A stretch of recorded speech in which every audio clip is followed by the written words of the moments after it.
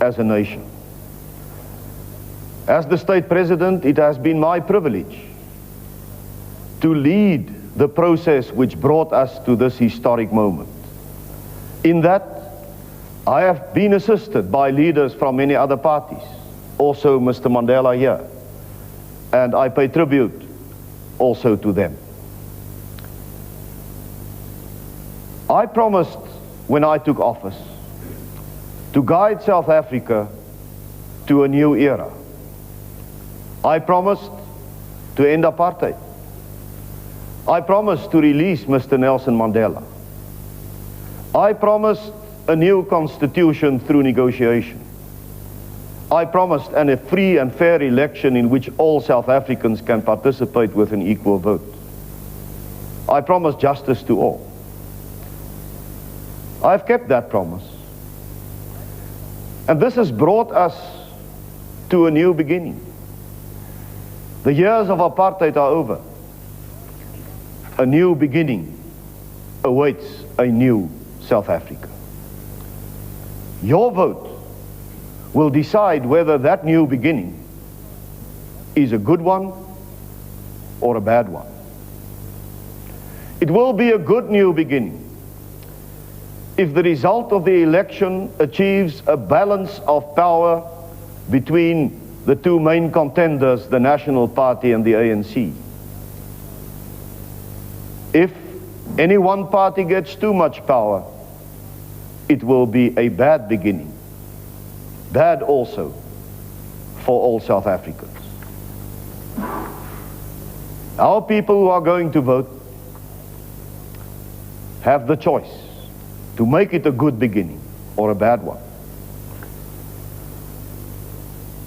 The electorate in South Africa are deeply concerned about a number of issues. Time only allows me briefly to deal with two. I hope that during question time we can come back to it. Our people are concerned about their jobs, about their prosperity.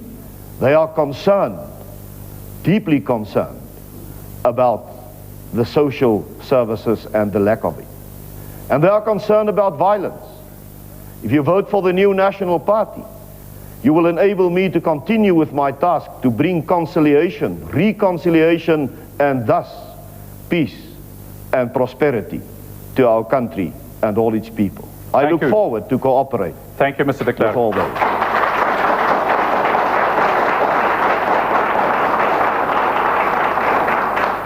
Mr. Mandela, you now have the opportunity of 3 minutes for an opening statement. My fellow South Africans,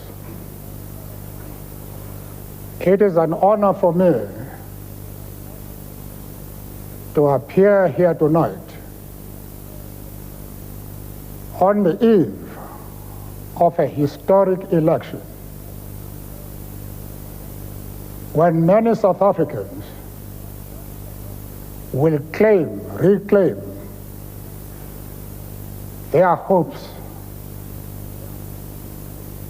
for a better life.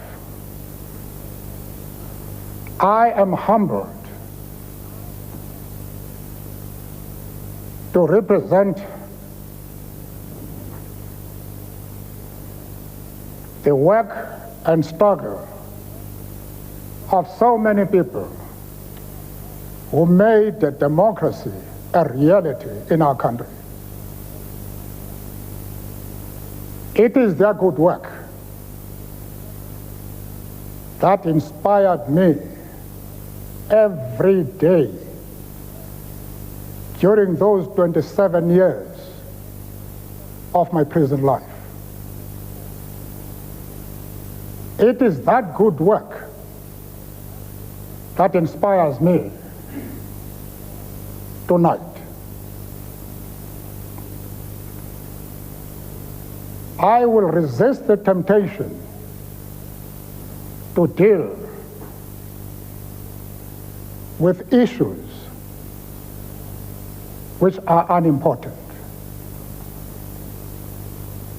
There is much at stake in this election, and I must use this opportunity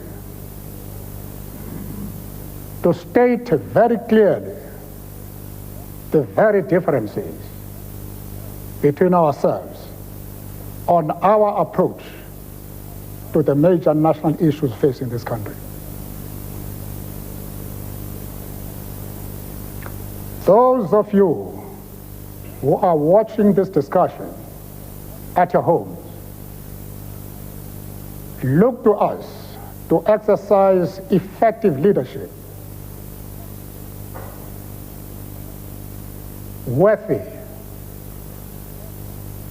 of the contribution and the sacrifices that you have made just to bring about a little improvement in your own families, in the difficult situation in which we live. The African National Congress has put forward a thorough and realizable program of action. Thank you, Mr. Mandela. We must leave it there. Now, thank you.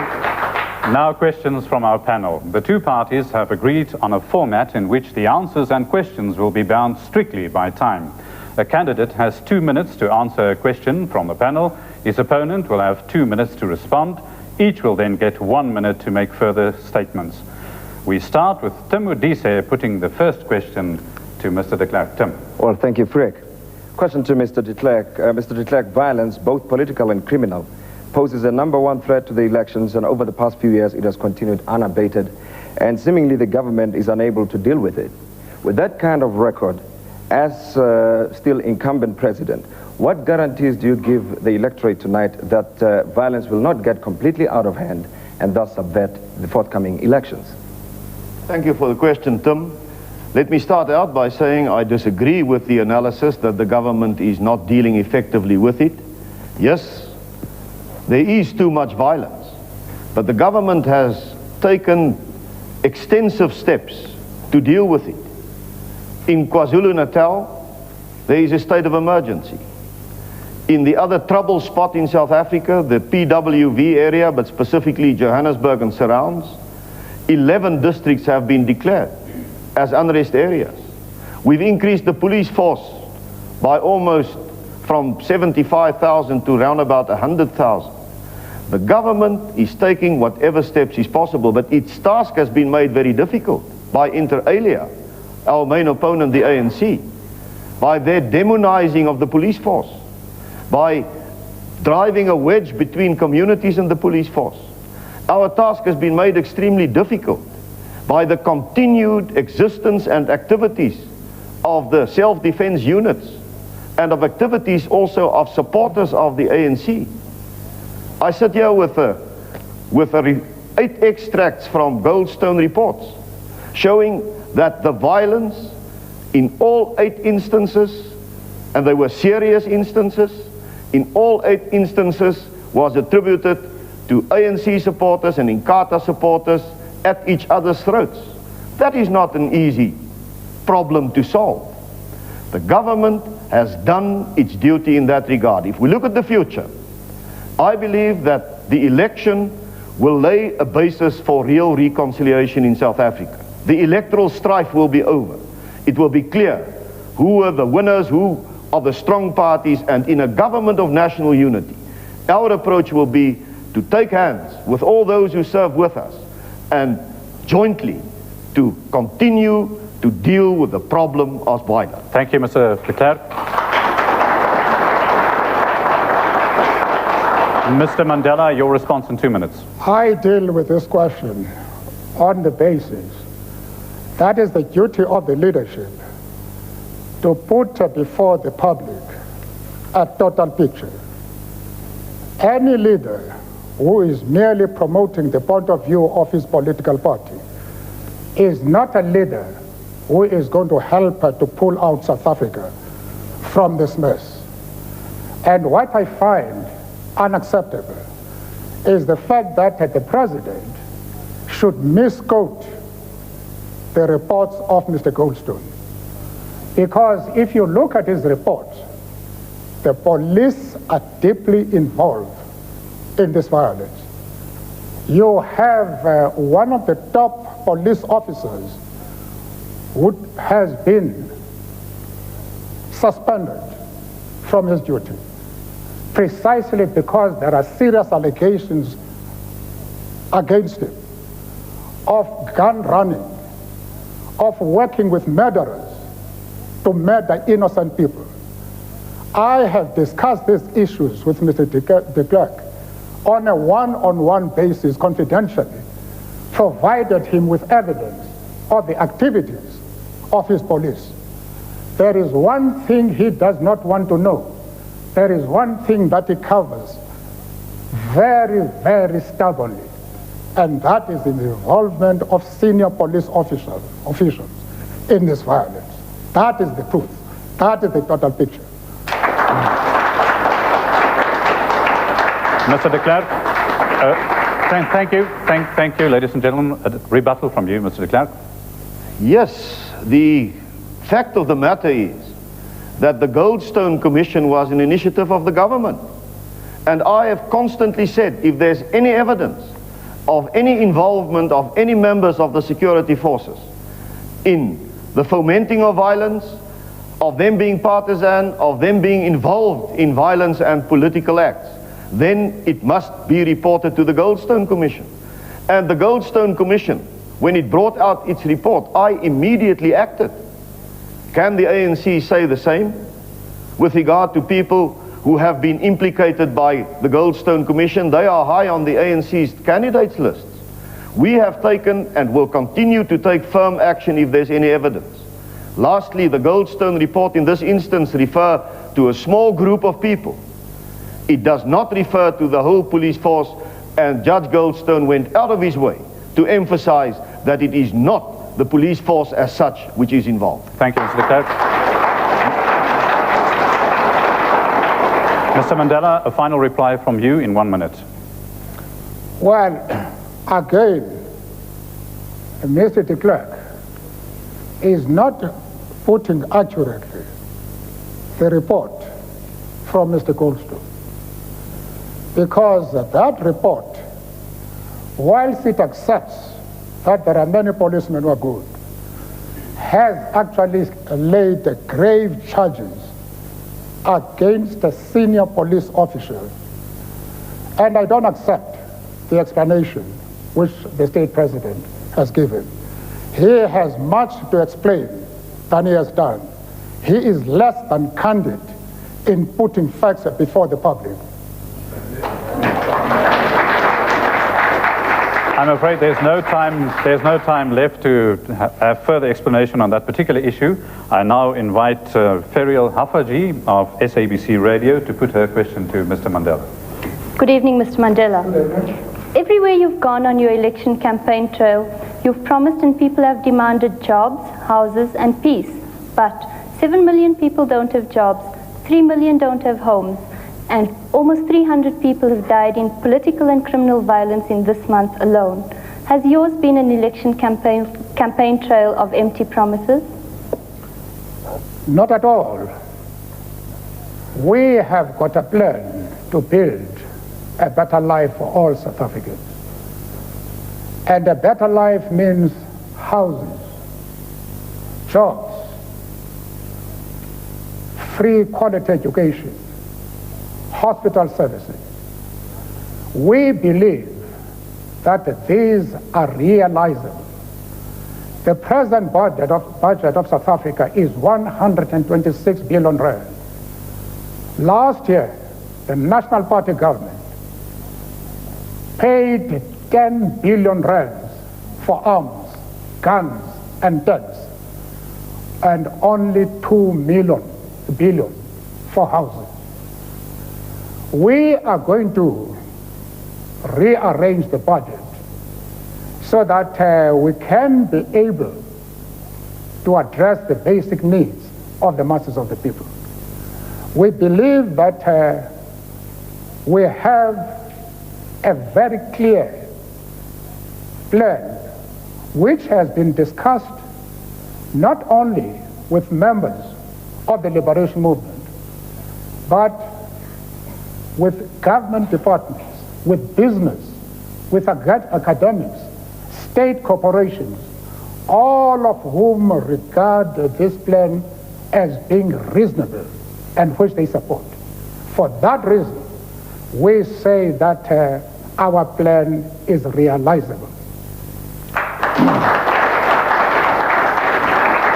Mr. de Klerk, thank you. Mr. de Klerk, your response in 2 minutes.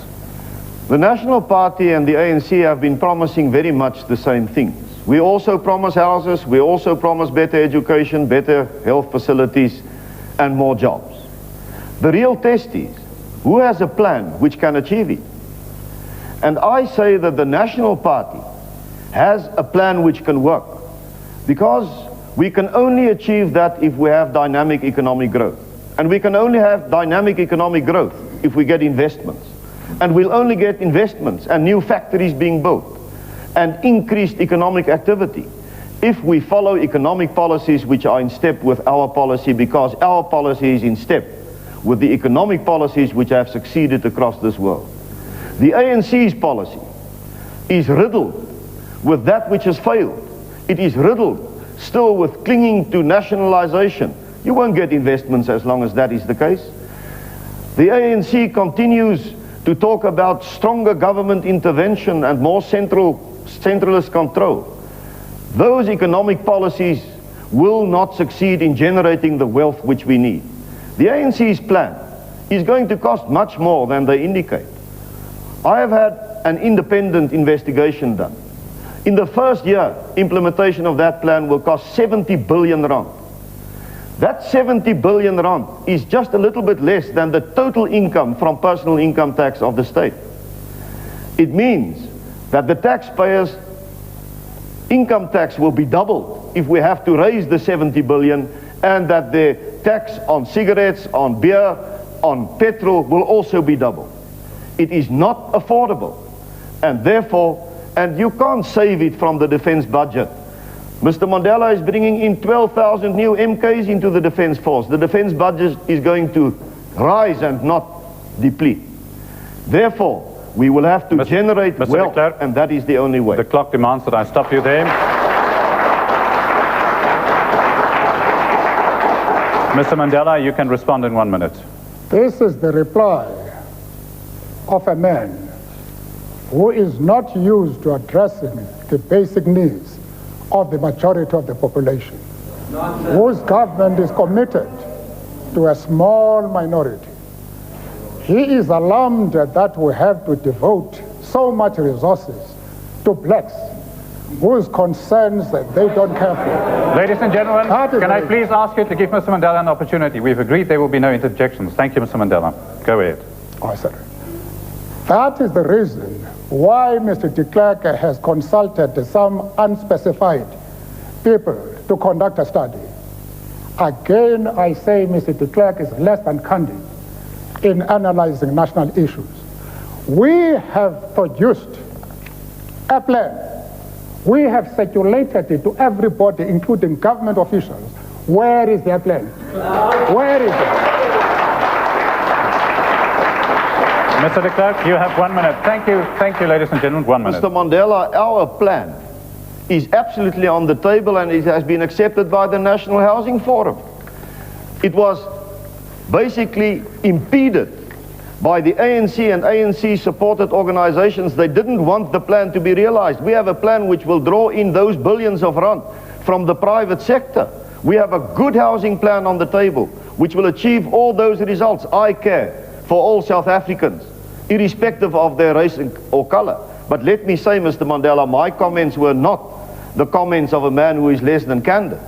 They were the comments of somebody with experience, of somebody who sat in the cabinet and worked through budget since 1978 and who knows how the economy of the state works. And there is, no, it wasn't apartheid. We abolished apartheid. We made the country free. We freed all the people in this country. Ladies and gentlemen, please give an opportunity. And I'm giving you the assurance. When you share responsibility in that government of national unity, you will realize that we have, over the past 4 years, already cut the budget to the bone. Thank you, Mr. de Klerk.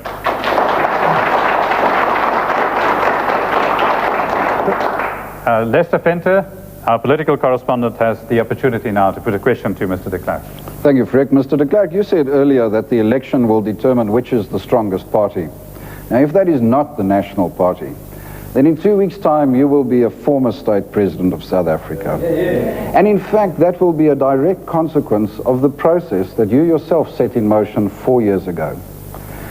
But of the many consequences to be counted in that process, South Africa today is one of the most violent places in the world.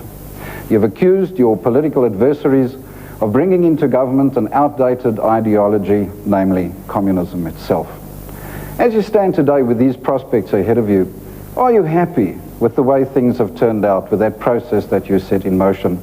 And are you content, in fact, to now take a subservient role if it turns out in that government?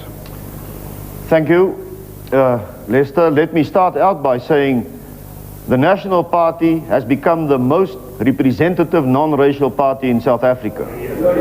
We are growing by the day, and we are going to come up with a dramatic result, so don't be too sure in the assumptions that you make. But if the ANC turns out to be the party with the largest slice of the vote, we'll firstly be very near to them. Secondly, I will become executive deputy president, not at the behest of the ANC, but in terms of the Constitution, and I will be representing in that government of national unity proudly millions and millions of moderate South Africans, and I will be putting their case, and I will be looking after their interests, and I will be cooperating with the other parties, because that is what the government of national unity is about. That we should rise above our political differences and address the challenges which we face in this country, address the needs of all our people. It is in that spirit that I say, yes, I'm happy the way it has turned out. There was no other alternative for South Africa. We were on the road to total confrontation which would have annihilated everything which has been built up in this country. We have negotiated a good balanced constitution with checks and balances. The power of politicians are effectively limited. There won't be any form of suppression. The courts will be independent. We have a good Bill of Rights in that constitution. There will be power sharing. There will be devolution. There will be federalism. Yes, I'm happy with what we achieved, and I have confidence in the future.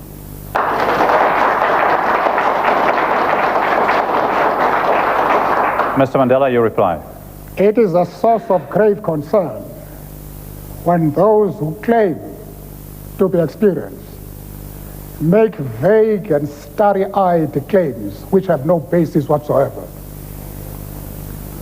I must say that the African National Congress is an organization with more than 80 years of building national unity in this country.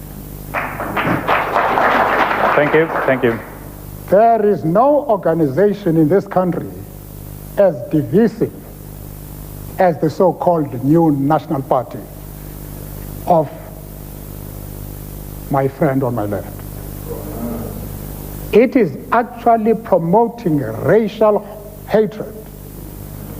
I hope... Please, ladies and gentlemen, please.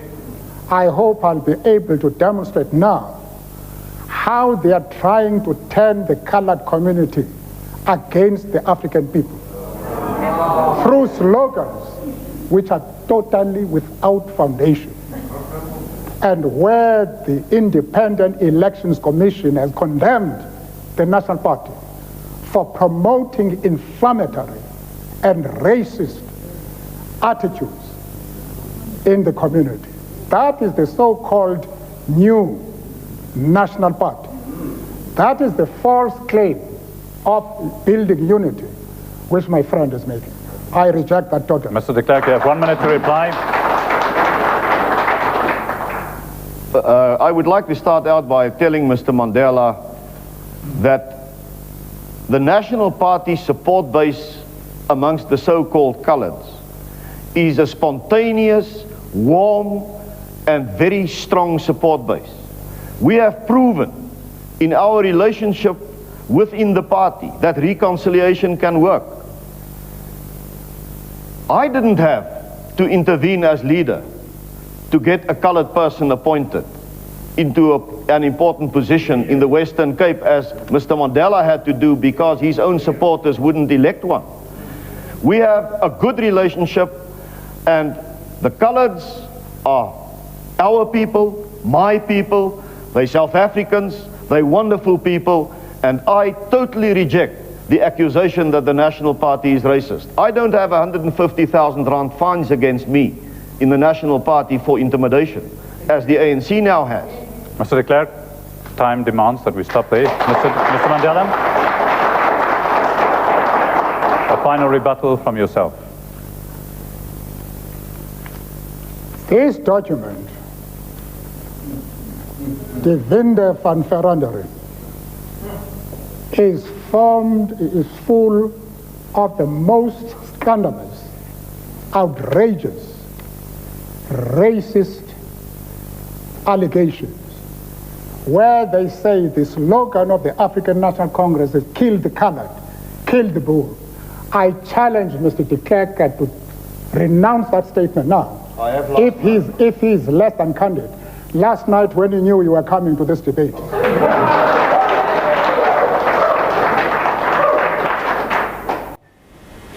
And of course, we'll return with more on that debate. But just remember, we're asking you this question: just how far has South Africa's democracy evolved since 1994? Send us your comments using hashtag SABC1994 debate. And remember, if you missed any part of the debate, you can watch it again on SABC News YouTube channel. Don't go away.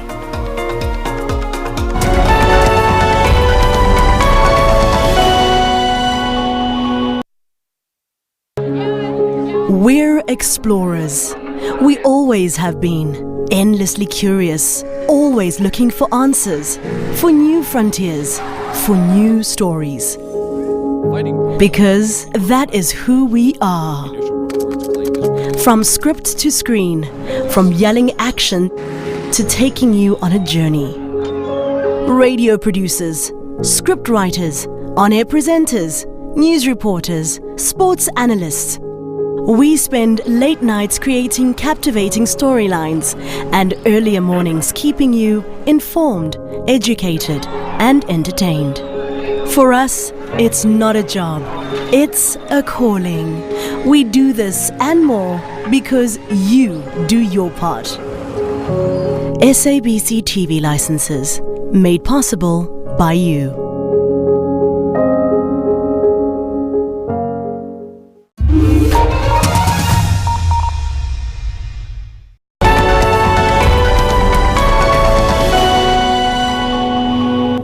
Well, welcome back. We are reflecting 25 years ago to this day, an historic debate between Nelson Mandela and former President F.W. de Klerk. Klerk Robinson was facilitating that discussion. Let's take you back to that. Mr. Mandela, I hope you'll forgive my being frank. Thinking very much of the kind of people who are watching this program in other countries than South Africa. Many of them are going to see the National Party as a party with a past that has not always been very good or very democratic, not always been non-violent in many ways, even within its own organization. They're going to see that you've made a number of very large election promises which have raised the expectations of people a great deal in this country. And they're going to wonder, frankly, whether South Africa, under your presidency, won't be heading down the same road that many other countries in Black Africa have. Will you, for instance, borrow money on the scale that so many other countries have? Zimbabwe, for instance. How will you deal with this problem? Mr. Mandela? South Africa is not a poor country. As I have said, our budget this year is 126 billion rand. We also are going to reorganize the budget, restructure the budget in order to avoid the wastage of a party. We will be able to use the country's resources in a more efficient manner and to prevent the corruption which is so endemic in the National Party government. Please. Ladies and gentlemen. The gravy trains where most of the funds of the country have gone have come to an end. We have committed ourselves to leaders trying to lead a style of life similar to those of the community. I am going to suggest that my own salary, if I'm elected as state president, must be cut.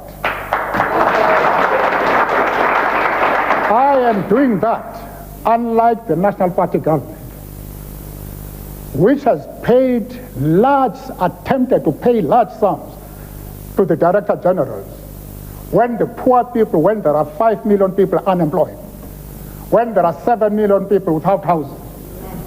We are not going to live like fat cats. My friends in the National Party can do that. That's what they know. Mr. de Klerk. A response from Mr. de Klerk. May I, at the outset, say that our deficit before borrowing is much too high.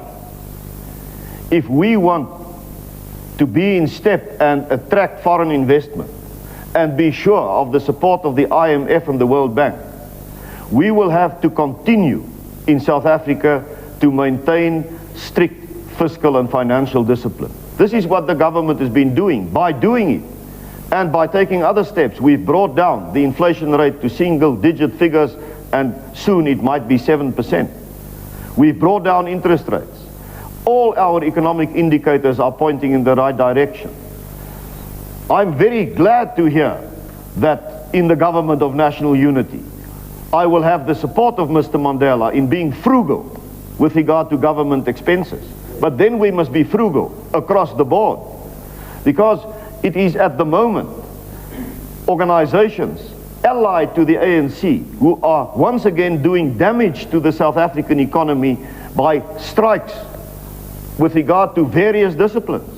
And through those strikes, they are firstly helping to create an atmosphere which is not conducive to free and fair elections. Secondly, they're harming the economic interests of the country. So I'm glad to hear that he's committed to fiscal and financial discipline. He won't have any difficulty with me in achieving that. But if he thinks that he can save on the salary of politicians enough to solve the economic challenges which we have in South Africa, then he's in for a big surprise.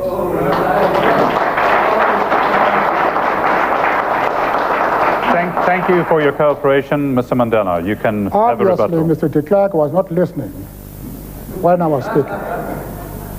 I may well have heard that I'm happy he is going to cooperate with me if I say a state president should pay a tax on his income, on his resources, on his tax. That is what heads of state do throughout the Western world, not in South Africa.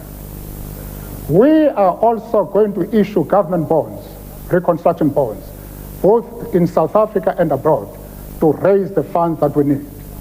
We are going to impose a fair tax to be paid by everybody. All these are going to help to get revenue for the country.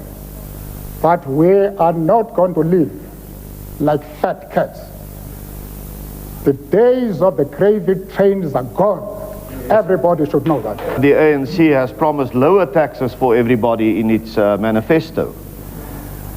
Bonds which you raise also carry interest with them.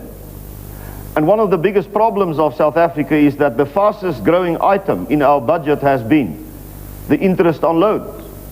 Every loan that you take out needs to be repaid. And who repays it? The taxpayer.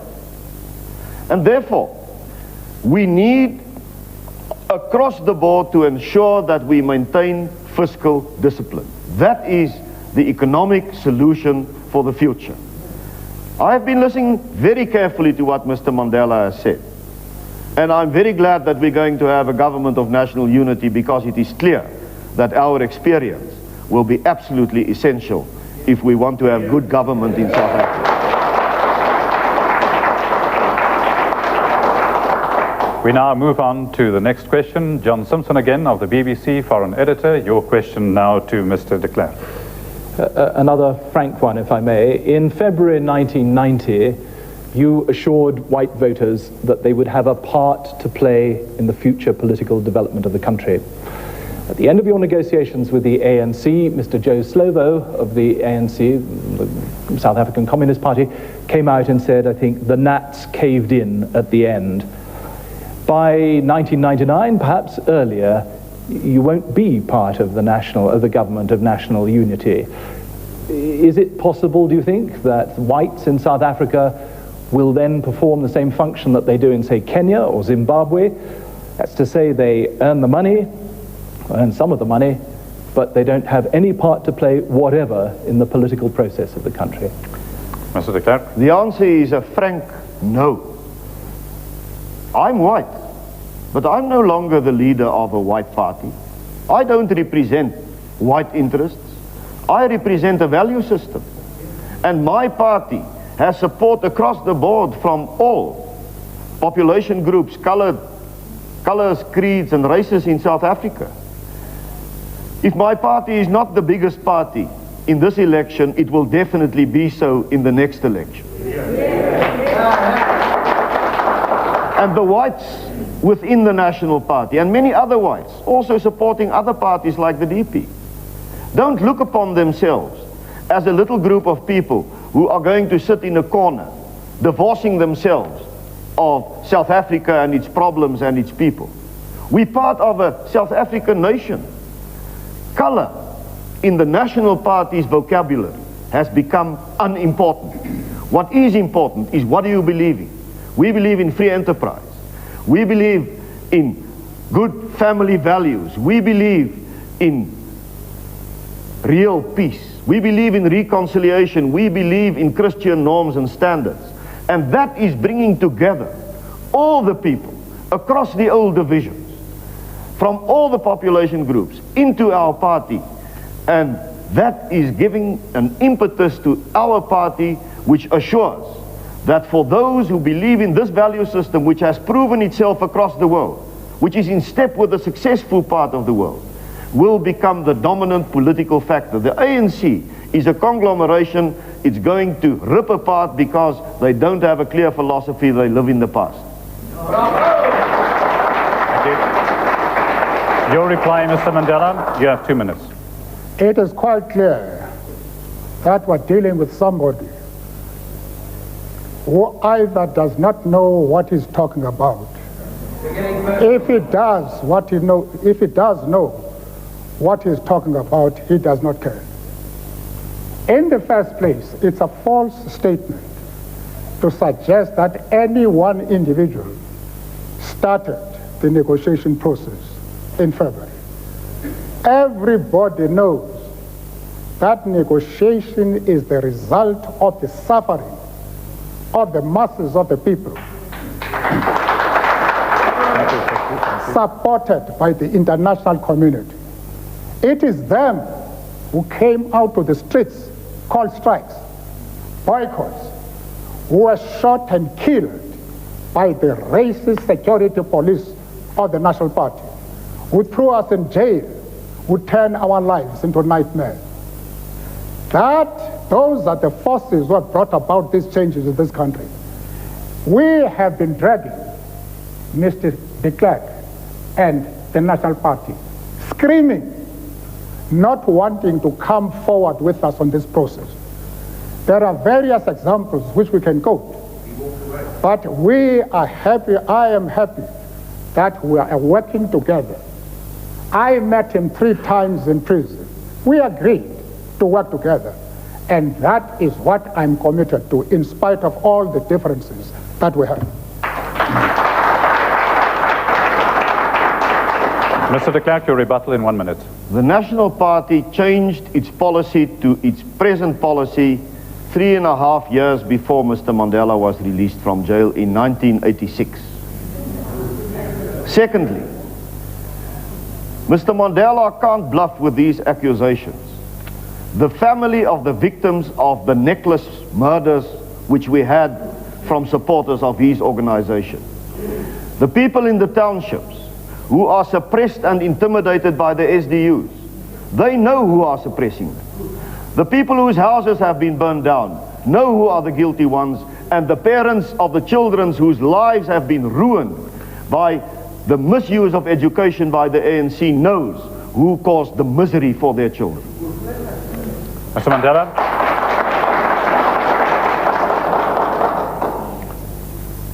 This election is about securing a better life for our people. That is what the African National Congress is concentrating upon. Mr. de Klerk is alarmed because he is a leader of a party which even today is maintaining a party. He is spending 3 times on education on a white child than it does on a black child. What is the reason? What is the reason if apartheid has died? He has not built houses for Africans for more than 10 years. What is the reason for that discrimination? I cannot vote. There are 5 million people unemployed.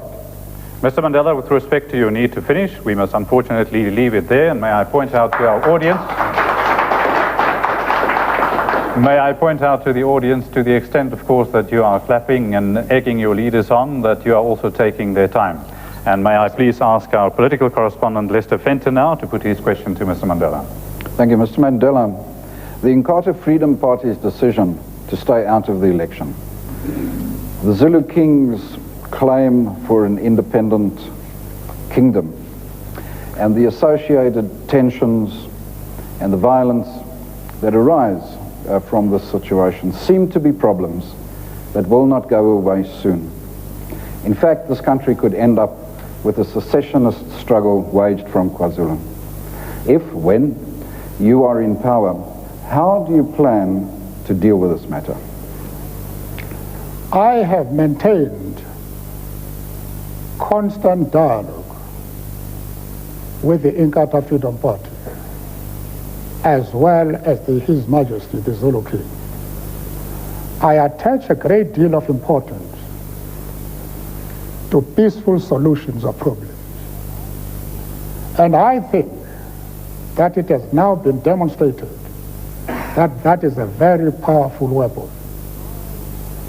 I am going to continue to talk to the Inkatha Freedom Party, to the Zulu monarch. But the situation that is taking place now in KwaZulu-Natal, where there is no free political activity in many areas in that country, where people are dying by scores, has compelled us to link the political initiative and the security measures together. We regret that because we would like to give, to emphasize, to concentrate on the peaceful initiative. We are doing that now. We will do that after the 27th of April. We will have formidable resources of being able to ensure that we reinforce our political initiatives as a government which exercises state power. I hope we'll succeed. Mr. de Klerk, you have 2 minutes to reply. On this issue, there has lately been very good cooperation between the government, the National Party government, and the ANC, and specifically between the two of us. I welcome that. I was critical earlier on. I felt that the ANC did not do enough with regard to Inkatha, but that is in the past. We have met in the Kruger National Park. It was an important meeting. We have made certain proposals. The ANC came forward also with constructive proposals. Inkatha and the Zulu King also came with specific proposals, and if you analyze the proposals from all 3 sides, there is already really a clear framework for consensus and for agreement. We then agreed with regard to the monarchy to form a working group. That working group has reported back to its principals, and I think it's a good report. I can live with it. I have some criticism, but basically I can live with it, and I would like to thank all those who made an input. So I think the problem of the Zulu monarchy can, within the framework of the transitional constitution and the principles, be really accommodated in a very dignified way, and we need not be worried that that problem cannot be solved. Inkatha is, in the words of Chief Minister Buthelezi himself, not a Zulu party. My analysis is that Inkatha has made major mistakes by not participating. I've bent over backwards from time to time making new suggestions how to bring them aboard. Together with the multi-party forum, we have called Parliament together, changed the Constitution, and brought in 5-6 fundamental changes which really accommodated their most potent objections to the first version of December. I'm obliged to stop you there, Mr. de Klerk. Mr. Mandela, the last few words on this matter. We must also always assess the statements made by Mr. de Klerk about the Inkatha Freedom Party, that this is his former ally. They use funds, state funds, in order to finance the murderous activities